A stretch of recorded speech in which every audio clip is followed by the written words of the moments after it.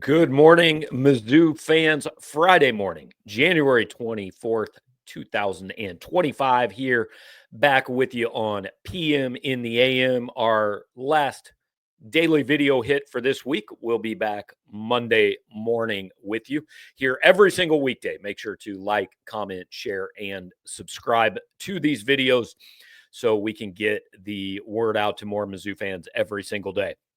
A little bit of a different topic for you today. Earlier this week on our message board, Lawrence Bowers, former Missouri basketball player, he's been posting some of the players that are going to take part in the alumni basketball game he and Damari Carroll are putting on this summer at Mizzou. One of the names he posted was Ricardo Ratliff, former power forward who's over in South Korea, making quite a name for himself in pro basketball over there. But it crossed my mind.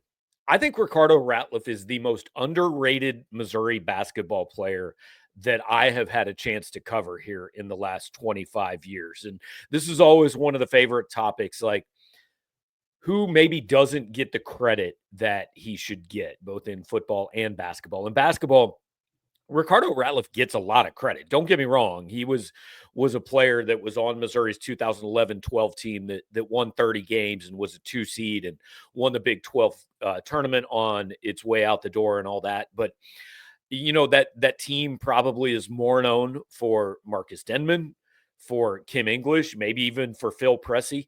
Ricardo Ratliff that season shot 69.3% from the field. It led all of Division I basketball. He was on pace for a long time that season to set the NCAA record for field goal percentage. I believe fell just a little bit short of it, but 69.3% on the season. He averaged 13.9 points and 7.5 rebounds per game. He was listed at 6'8", 240. He basically played center for that team. I honestly don't even know if he was that big, but he was the big man on that team. And I've always thought Ricardo was one of the more underrated players in Mizzou history. I've got 3 other guys that are on my list. I'm going to go way back. I didn't cover this guy, obviously, but I watched him growing up. What about Lee Coward? Lee Coward he averaged 10.2 points, 3.4 assists, 2 rebounds in his 4-year career at Missouri from 1986 to 1990. He played on the 88-89 team, which might be the most talented team in Missouri history, was ranked number 1 at one point, beat 2 other teams that were ranked number 1. Coward hit 2 shots to beat Kansas that year. I think Lee's a lot like Ricardo Ratliff. He gets a lot of credit. Missouri fans from that era will remember him. But Lee Coward wasn't the best player on his team. I think you might have to go 3rd, 4th. But I think he's a guy that makes this list. Then 2 more recent guys for you. JT Tiller is a guy, he gets a ton of credit, I think, especially for his defensive ability. But he was Mike Anderson's first recruit at Missouri. Formed an incredible defensive backcourt with Zaire Taylor on Missouri's 31-win team that went to the Elite Eight. But JT, I think, also doesn't get enough credit for how he developed offensively throughout his career. Averages went up every single season. Freshman, 4.2 points. Sophomore, 6.8 points. Junior, 8.4 points. And then as a senior in 2009, 2010, 8.9 points.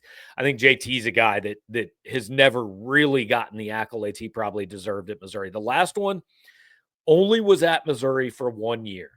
But seriously, I think the best single 1-year transfer that Missouri has ever had, Alex Oriakhi, guy that came in from the University of Connecticut. He played 3 years at UConn, came in 2012, 2013, and played for Frank Haith. Now, that was a Missouri team that made the NCAA tournament. It was not an elite team. I believe lost in the first round to Colorado State, but Oriakhi shot 63.9% from the floor. There was a stretch where he barely missed a shot.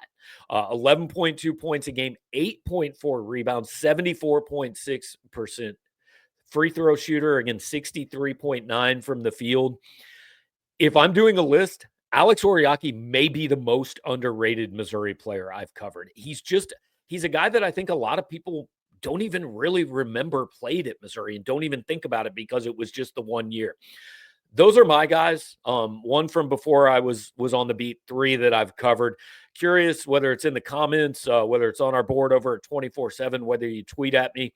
Who are guys that maybe I didn't mention that you'd put on this list as Missouri players who don't probably get the credit they deserve on the basketball court? Mizzou back in action, 5 o'clock Saturday against Ole Miss. Drew King and I going to be live from Mizzou Arena with the Bruning Law Firm post-game show after that one ends. Huge game for both teams, as everyone is in the SEC. Thanks for joining me here today and listening. Again, PM in the AM, back on Monday morning with you, as we are every single weekday morning. Talk to you then.